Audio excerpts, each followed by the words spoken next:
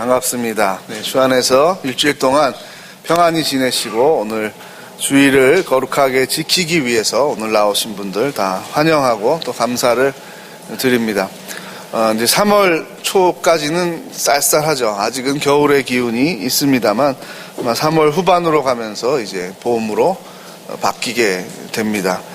겨울 동안 참 우리 성도님들 유독 이번 겨울이 춥고 또 눈도 많이 와서 아주 힘든 계절이었습니다.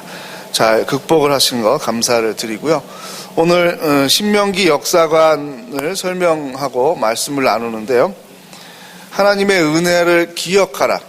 신명기에서 말씀하는 골자를 말하면 하나님의 은혜를 기억하라는 것이다. 망각하면 안 된다. 망각하면 우상을 숭배할 가능성이 점점 높아지고 우리의 본성이 원래 타락한 이후에 하나님의 은혜를 기억하고 참된 예배를 드리기보다는 우리의 탐욕을 극대화하는 우상 숭배의 자리에 가는 것이 훨씬 자연스럽고 편하다라는 말씀을 드렸습니다.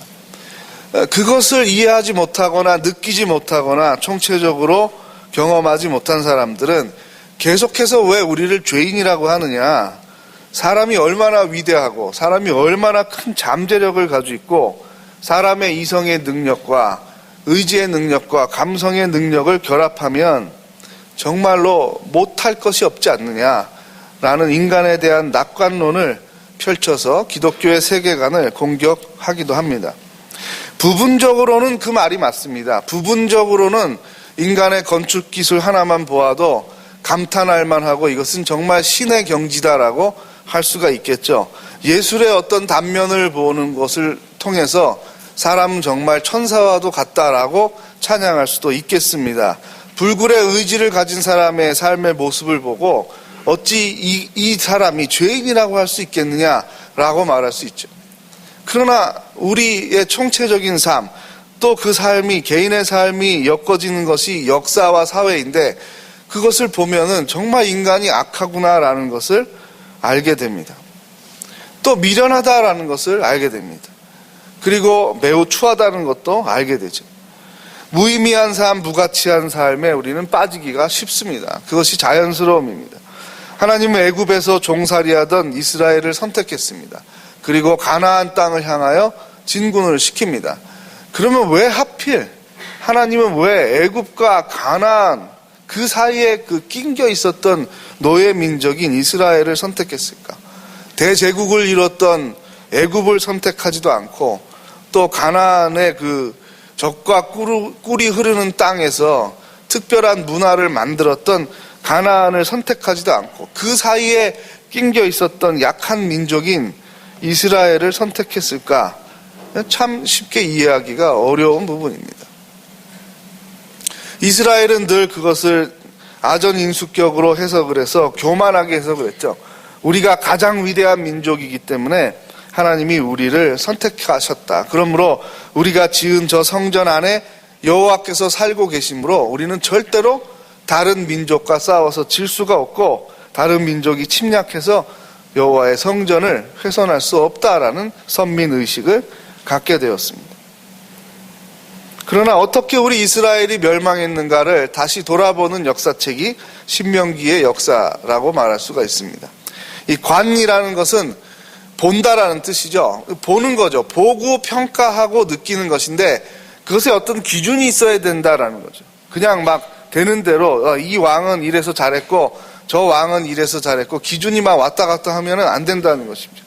역사를 기술하려면 그 역사를 보고 판단하는 기준의 관이 있어야 된다는 거죠. 그 무엇을 기준으로 할 것이냐? 바로 신명기를 기준으로 한다는 것입니다. 특별히 신명기의 6장의 정신을 가지고 역사를 편찬한 것이 바로 여호수아부터 열왕기 하까지의 묶음의 책입니다.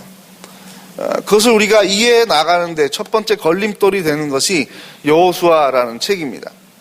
성경을 통독하면서 또 곱씹어보는 그런 습관이 되신 분들은 여호수아 읽고 많이 힘들어합니다. 또 많이 질문합니다. 신학교에 가면 여호수아에 대한 질문이 쏟아집니다. 왜냐하면 그냥 쉽게 이해가 안 되는 것이 있기 때문이죠. 그 첫 번째가 바로 어떻게 싸우지도 않고 이렇게 정복을 합니까? 라는 질문. 다시 말하면 가나안의 성들은 매우 견고한 요새들이었는데 어떻게 방어하는 쪽이 늘 유리한 것인데 전쟁은 이것이 허위가 아닌가, 역사의 기록이 아니고 허위가 아닌가라는 질문입니다. 어떻게 상비군도 없는 중앙정부의 녹을 받지 않는 훈련된 병사를 가지고 있진 이스라엘이 그냥 사람들 가운데 12지파 가운데서 차출해서 나와서 싸우라고 한 그 군대와 중앙의 녹을 먹으면서 자기 나라를 지키고 더군다나 아래 평지에서 성을 공격하려면 3배 이상의 병력이 있어야 됩니다.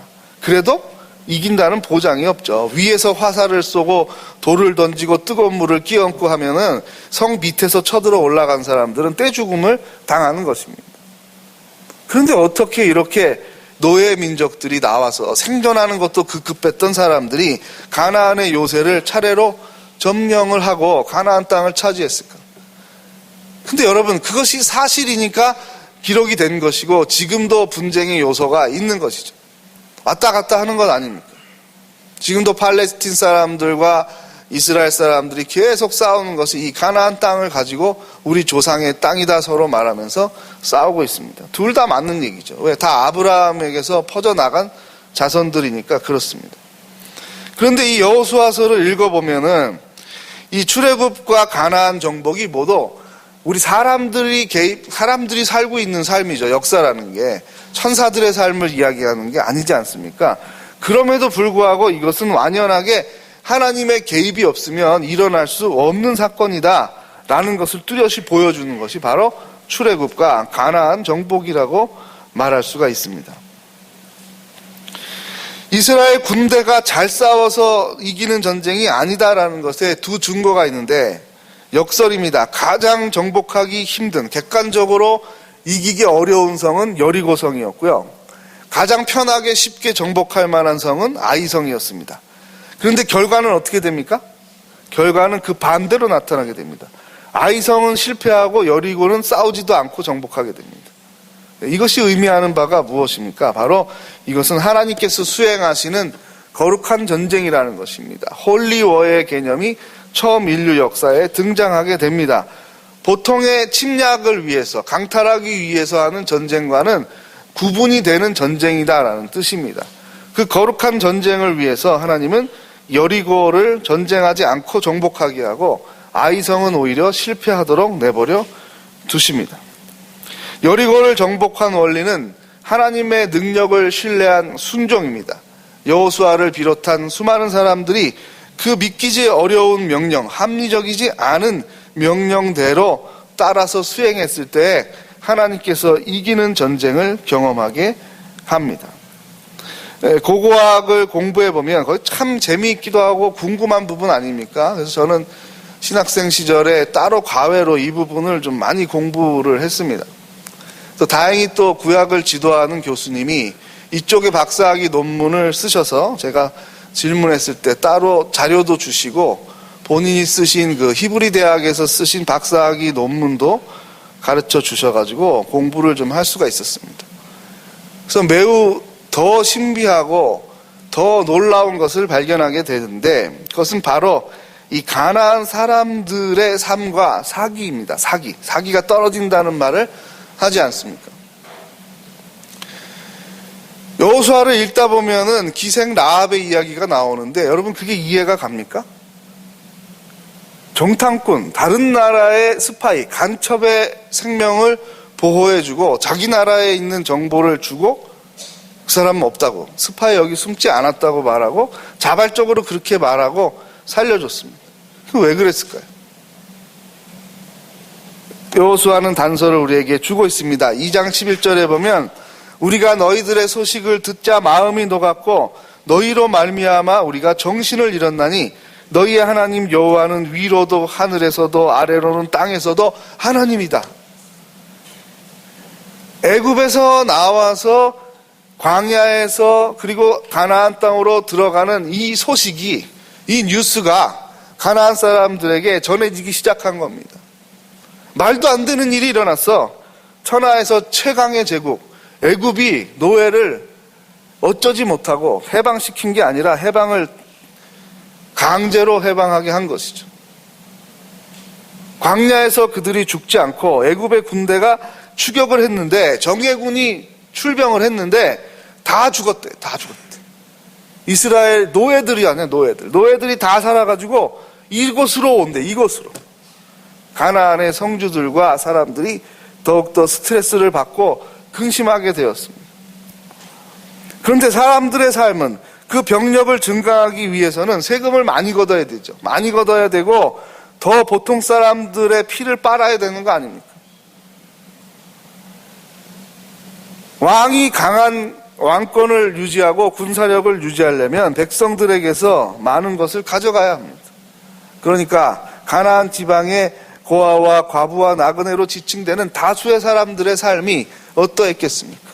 참으로 비참했고 차라리 우리는 죽는 게 낫다라는 생각을 가질 정도로 자신의 나라들에 대해서 원망과 한탄하는 것이 하늘을 쳤다고 합니다. 그런 가운데 이 출애굽한 이스라엘 백성들은, 이들의 하나님은 고아와 과부와 나그네를 배려하는 하나님, 살리시는 하나님, 그리고 모든 왕이나 권력자들의 권력도 제한하는 하나님이라는 것을 알게 되었습니다.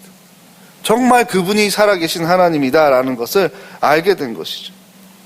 그래서 가나안의 군사들이나 백성들은 별로 열심히 싸울 마음이 없었습니다. 이미 이것은 진 전쟁입니다. 그런 가운데 하나님께서 그들과 함께 해주시자 가장 견고한 성 여리고가 싸우지도 않고 함락을 하게 된 것입니다. 그날 7바퀴를 돌기 시작하는 전날에 얼마나 많은 또한 이스라엘 군대에 말들이 오고 갔겠습니까? 어떤 사람들은 신뢰를 하지만 어떤 사람들은 불안해하면서 여호수아 장군이 미친 거 아니야? 성벽을 부수지 않고 그냥 돌라고? 말도 안 돼. 그냥 돌라고? 돌아버리겠네 라고 많이들 얘기했을 겁니다. 여호수아가 그들의 밤에 순찰을 갈 때 여기저기서 돌아버리겠네라는 소리를 많이 들었는지 모르겠습니다. 여호수아는 보면서 그냥 그래, 돌아야 된다. 그냥 우리는 돌면 된다. 우상을 멸하시는 하나님의 팔을 기대해보라. 사막에서 샘물을 솟아나게 하시고 광야에서 길을 만드실 수 있는 하나님의 전적인 은혜를 한번 체험해보자. 그렇게 여호수아는 열심히 지금까지 우리와 함께 하셨던 하나님의 역사를 기억을 시키며 상기시키며 열심히 연설하고 설득해 갔습니다. 말도 안 되라고 하는 사람들을 계속해서 설득해 갔습니다. 그래서 여리고는 무너졌습니다. 그러나 아이성은 왜 실패했습니까? 전리품을 사유화하면 안 된다. 그것이 바로 여호수아에 나오는 진멸하라는 명령입니다. 여러분 성경 통독할 때 이게 좀 걸리지 않았습니까? 진멸하는 게 뭡니까? 다 죽인다는 겁니다. 그러면 전쟁을 하다가 군인들, 상대편의 군인을 죽이는 거는 우리가 이해가 되는데 어떻게 다 죽이라는 겁니까? 그 여자들도 다 죽이고 아이도 죽이고 심지어는 육축도 다 죽이라 그랬습니다. 이해할 수가 없는 겁니다. 여러분 이거 순종하기 어려운 겁니다. 그래서 순종 안 하게 되는 거죠. 아간이 전리품을 갖게 됩니다. 이거 아까운 걸 이거 왜 다 버리나? 이걸 다 불태우다니 너무 아깝다 이런 생각을 할 수밖에 없습니다. 그런데 이것이 홀리워라 그랬죠. 거룩한 전쟁이라 그랬죠. 다른 모든 침략의 전쟁들은 전쟁을 해서 공로를 세운 사람의 그 크기에 따라서 전리품을 수여합니다. 남자들을 죽이고 남은 여자들과 육축들이 분배가 되는 것이죠. 그러면 그 공로에 따라서 첩으로 여자들을 10명을 주기도 하고 5명을 주기도 하고 3명을 주기도 하는 겁니다. 그렇게 하자는 거죠. 그러나 하나님께서 막았습니다. 이것은 침략 전쟁이 아니다. 그렇게 할 수 없다. 얼마나 전쟁을 수행하는데 힘들었겠습니까? 처음에 이 진멸하다라는 히브리어는 헤렘이라는 단어를 쓰고 있는데 이 단어는 2가지의 뜻을 가지고 있습니다. 첫 번째는 하나님께 거룩하게 구분해서 놓다라는 뜻입니다. 그 말이 사람에게 줄 수 없다는 뜻이죠. 하나님에게 거룩하게 떼어 놓다라는 뜻입니다. 두 번째 확장된 의미가 전쟁을 수행하는 가운데 이것이 전부 다 불태워서 죽인다라는 뜻으로 바뀌게 되었습니다. 그럼 이것이 왜 이렇게 되었는가? 하나님은 인자하신 하나님이고 자비로우신 하나님인데 여러분 여기서 막히지 않습니까? 왜 다 죽이라 그럴까? 전도해서 그들을 구해야 되는데 왜 다 죽이라 그랬을까? 그 이후의 역사를 보면 우리가 이해를 하게 됩니다. 신명기에서 굉장히 강조하는 것이 있었죠. 가나안 여인과 결혼하지 말라는 겁니다. 왜냐하면 그 여인의 종교를 너희가 수용하게 될 것이다. 그 문화를 너희가 수용하게 될 것이다. 왜냐하면 그 문화는 매우 강력한 것이기 때문입니다. 우리의 본성이 그것을 매우 좋아하는 것이기 때문이다. 별로 그것은 훈련을 시키거나 강조하지 않아도 그냥 저절로 되는 것이다. 그게 우상숭배의 특징이라고 말하고 있습니다. 그래서 처음에는 진멸하지 않았습니다. 전쟁을 해서 이긴 전리품들을 사유화하지 않도록 이렇게 울타리를 하고 거길 지켰죠. 그럼 밤마다 어떤 일이 생기겠습니까? 거기 가면 가나안 이쁜 여자를 데리고 가서 첩으로 삼을 수 있고 거기에 송아지가 있고 거기에 금덩어리가 있습니다. 밤마다 그것을 습격하는 사태가 일어나게 되는 겁니다. 그리고 그것을 지켜야 되죠. 죽이지 않고 그걸 다음 성으로 이동하면 더 많아지죠.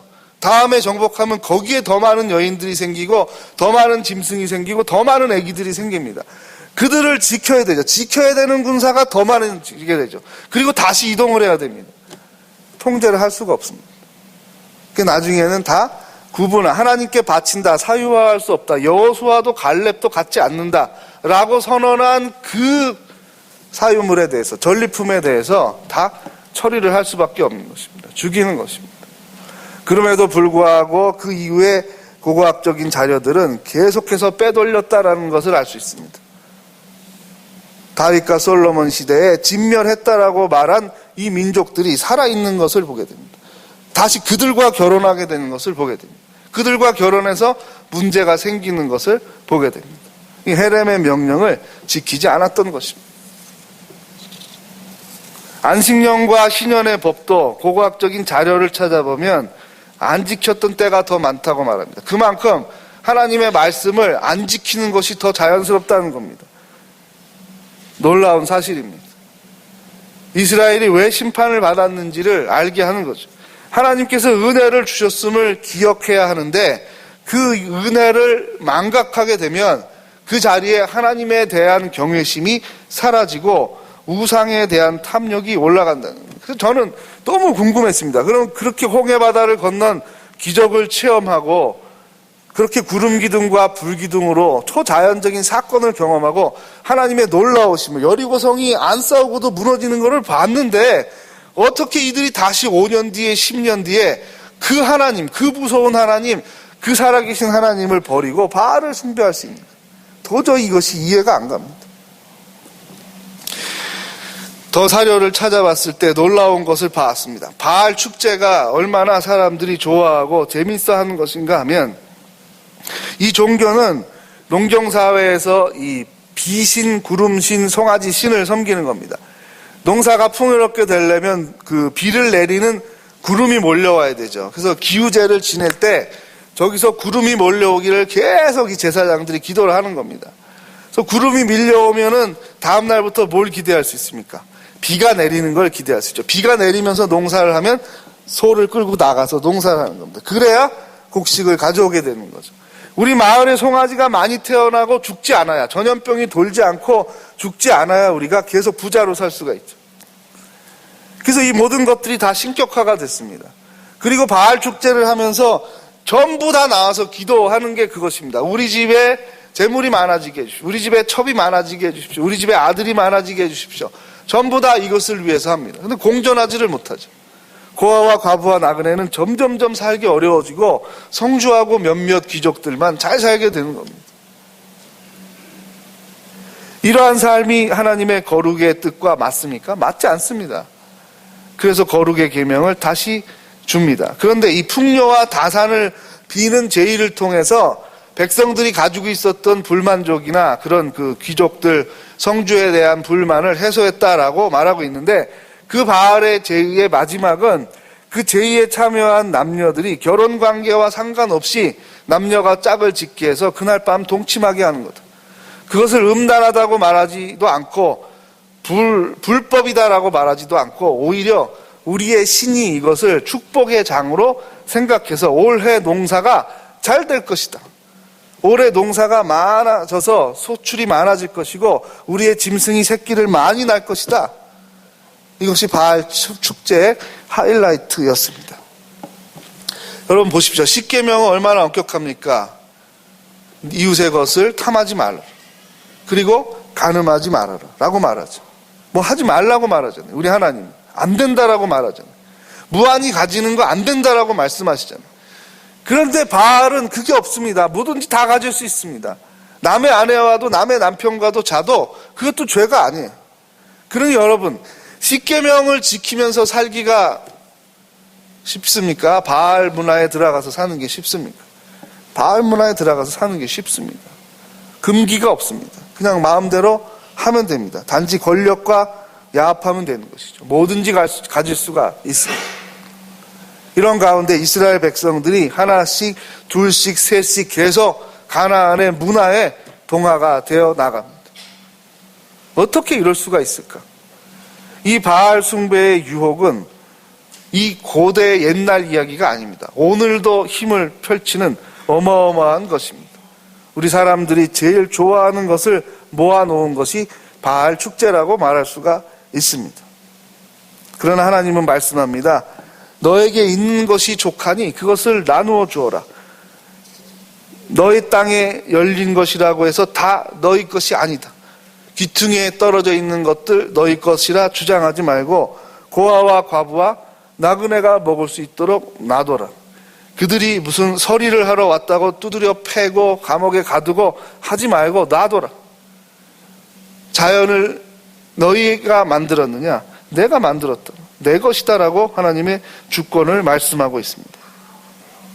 역사를 기억한다는 것은 아픔을 동반합니다. 왜냐하면 우리 누구나 다 연약하고 미련하기 때문에 우리 개인의 역사든 민족의 역사든 더 이렇게 하면 더 좋았을 텐데 라는 시점이 없을 수가 없습니다. 그렇죠. 우리나라의 사극도 보면은 막 정쟁하고 힘을 키워야 될 때 싸우고 죽이고 모함하고 이런 거 보면 막 화가 나잖아요.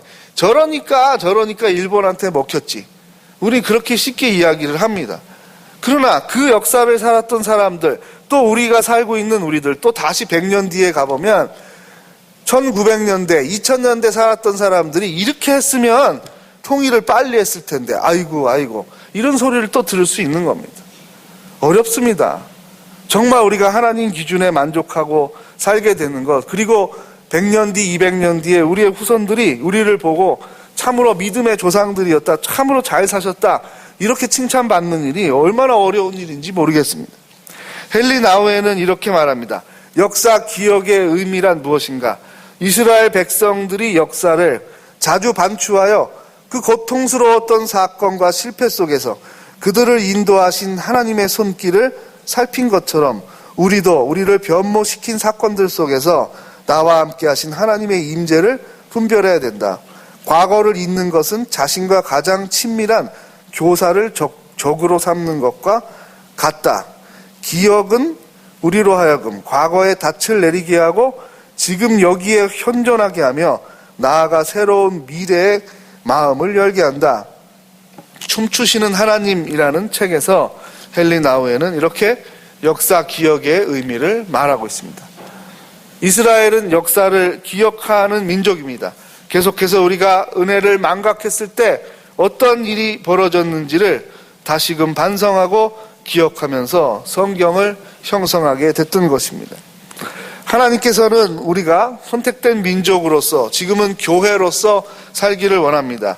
그 이유는 우리가 무언가 대단하고 훌륭했기 때문이 아니라 우리를 통하여 하나님의 은혜가 증거되기를 바라셨기 때문입니다. 우리와 같이 연약한 사람도, 우리와 같이 미련한 사람도 하나님께서 은혜를 주셔서 구원해 주셔서 이런 삶을 살았습니다. 하나님이 우리를 구원하지 않았다면 우리는 어떠한 삶을 살았을까요? 그 반성과 함께 증거하는 것이 선민의 역할입니다. 선민도 하나님의 은혜를 망각하고 우상을 숭배하면 심판을 받게 됩니다. 이스라엘의 교만이 여기에 있었던 거죠. 우리가 선민이고 출애굽과 가나안 정복을 이룬 주인공으로서 절대로 우리는 멸망할 수 없다는 우월의식을 가졌습니다. 다른 민족은 하나님을 알 수도 없고 하나님을 전할 필요도 없다라는 생각을 가지고 있었습니다. 그때 하나님께서 거듭되는 경고를 하셨습니다. 그 경고를 듣지 않아서 멸망당한 것을 우리는 알고 있습니다. 하나님께서는 우리가 하나님의 은혜 가운데 하나님 기뻐하는 삶을 살기를 원하고 계십니다. 내가 하나님을 기억하고 나의 생명과도 같은 소유를 하나님께 드리고 가난한 자에게 줄 수 있다는 것은 그만큼 내가 그 소유로부터 자유하게 된다는 것을 말하게 되는 겁니다. 내가 너무너무 귀하게 여기는 것에 대해서 내가 나누어서 줄 수 있다는 것은 내가 이것으로부터 지배를 받지 않게 됐다는 것을 의미하는 것입니다. 그러므로 봉헌은 참된 예배의 중요한 한 속성입니다. 부수적인 것이 아닙니다. 내가 하나님께 정직한 11조를 드리고 감사헌금을 드리는 것이 정말로 하나님이 나의 생애의 구원자가 되어주시고 우리 가족들을 사랑해 주시고 우리 일터에 복을 주시고 함께 살아가는 이 시대에 우리 국민들을 사랑하고 계심을, 함께 신앙생활하는 우리 성광교회를 사랑하고 계심에 대한 진정한 감사의 고백이 내가 정말 아끼고 내가 아까워하는 것을 아낌없이 드릴 수 있을 때입니다. 우리가 아까워할 만한 생명이 무엇입니까? 그것은 돈입니다. 또 하나는 우리의 시간입니다. 우리의 시간은 생명입니다. 10년이 간 것이 아니라 10년이 죽은 것이죠. 우리가 가지고 있는 수명 가운데 10년을 사용했다는 것은 10년을 죽였다는 것입니다. 우리가 동행한다는 것, 동고동락한다는 것, 우리의 가족들과 함께 내 삶을 죽여가는 것입니다. 그게 함께 살아갑니다. 내어주는 것이죠. 내 아내를 위하여, 남편을 위하여, 부모님을 위하여, 자식을 위하여 계속해서 나의 삶을 쓰고 있는 것입니다. 한계가 있습니다. 어느 부분에 가면 못합니다. 더 이상 못하고 내가 죽게 되는 것이죠. 그것을 하나님 앞에 내어놓으라고 하나님은 명령합니다. 하나님이 가지시려고 그러는 것인가요? 아니죠. 우리에게 있는 우상숭배의 마음을 극복시키기 위해서 내어놓는 훈련을 하라는 겁니다. 우리가 헌금을 아무리 많이 내도 직접 하나님이 그걸 받으시는 일은 없습니다. 우리가 시간을 내어서 헌신하고 봉사해도 하나님이 뭔가 유익을 취하는 것이 아닙니다. 다 우리에게 돌아오는 유익입니다. 하나님 말씀대로 살면, 하나님 은혜 가운데 살면 우리에게 돌아오는 유익입니다. 우리에게 행복이 커지는 것입니다. 그 깨달음을 주기 위해서 예수 그리스도를 우리에게 주셨습니다. 사순절은 예수 그리스도의 십자가를 묵상하는 기간입니다. 주님께서 아낌없이 생명을 우리에게 주심으로 우리가 새로운 피조물로 살아갈 수 있도록 해주셨습니다. 주님께서 낮아짐으로 우리를 높아지게 하셨으며 주님께서 손해를 보심으로 우리는 어마어마한 이득을 취하게 되었습니다. 우리도 이와 같은 것을 본받으라는 것입니다. 나의 열심을 통해서 유익을 얻는 사람들이 있어야 합니다. 나의 삶을 통해서 위로와 용기를 얻는 사람들이 있어야 합니다. 나의 헌신을 통해서 교회가 성장해야 됩니다. 나의 헌신을 통해서 우리 민족이 유익을 얻어야 합니다. 그것을 위하여 우리에게 해방을 주셨습니다. 자유를 주셨습니다. 마침 또한 3.1절을 기념하며 오늘 우리가 예배를 드릴 것입니다. 일본의 억압으로부터, 그 우상숭배가 만연한 나라로부터 우리가 아직까지 해방이 되지 않았다면 우리가 어떻게 이렇게 기독교가 융성한 나라가 되었겠습니까? 1950년에 일어난 6.25 전쟁에서 우리 남한이 북한에게 흡수 통일이 되었다면 어떻게 우리가 여기에 앉아서 이렇게 예배를 드릴 수 있겠습니까? 역사를 기억하는 것은 무엇입니까? 과거를 아프게 하고 후회하는 것이 아니라 하나님의 개입을 느끼고 감사를 고백하기 위함입니다.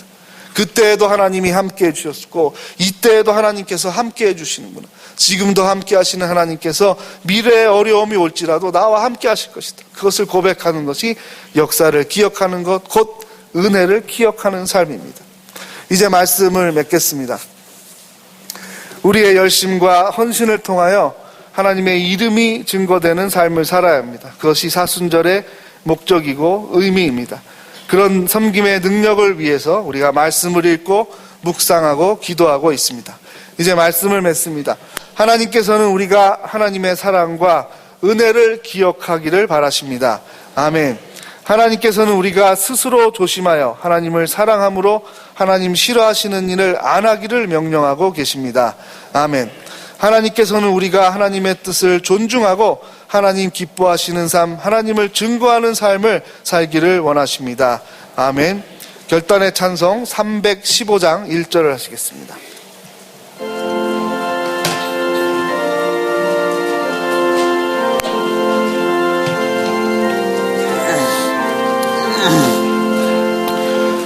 내 주 되신 주를 참 사랑하고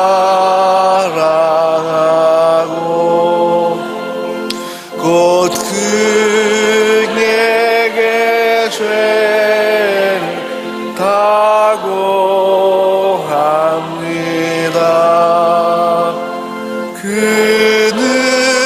은혜를 주신 내 예수시니 이전보다 더욱 사랑합니다.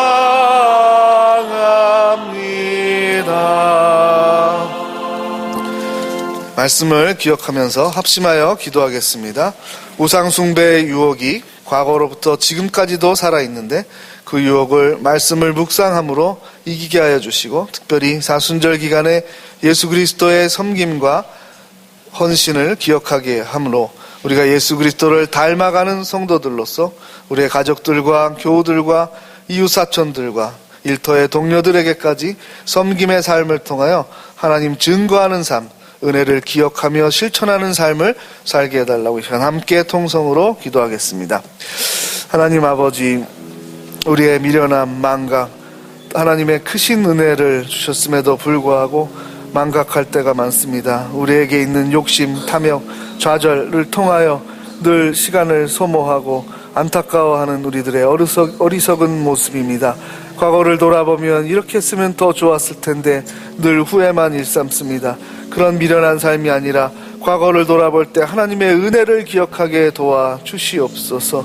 우리 개인과 가정과 교회와 또 우리 민족에 임한 하나님의 은혜와 사랑을 받은 복을 세어보는 우리들이 되기를 원합니다. 스스로 삼가 조심하여 하나님을 사랑하며 하나님의 계명을 지키라고 말씀한 것, 여호수아가 간절히 죽으면서 후손들에게 명령한 이 유언의 정신을 오늘 시간도 우리도 기리게 하여 주시옵소서. 하나님 싫어하시는 일을 하지 않고 하나님 기뻐하시는 일을 하며 교회의 성장과 유익을 위하여 우리의 물질과 시간을 내어 헌신하는 우리들 되게 하여 주시옵소서. 주의 참된 자녀들 되게 하여 주시옵소서. 우리의 미련함과 연약함에도 불구하고 우리를 사랑하시며 아낌없이 모든 것을 주님을 찬양합니다. 하나님께서 우리에게 생명을 주시고 예수 그리스도를 통하여 새로운 기회를 주셨음에 감사를 드립니다. 사순절 묵상에 은혜가 넘치게 하여 주시고 형식주의에 빠지지 않게 하여 주시고 나를 위하여 십자가에 달리신 주님을 느끼며 감사하며 변화되는 우리의 손과 발과 입술의 행동이 되기를 원합니다. 우리의 헌신을 통하여 우리의 가족과 교우와 일터의 동료와 학교의 친구들이 유익을 얻게 하여 주시고 하나님 기뻐하는 삶을 살게 하여 주시옵소서. 우리에게 은혜를 주시는 예수 그리스도의 이름으로 기도하옵나이다. 아멘.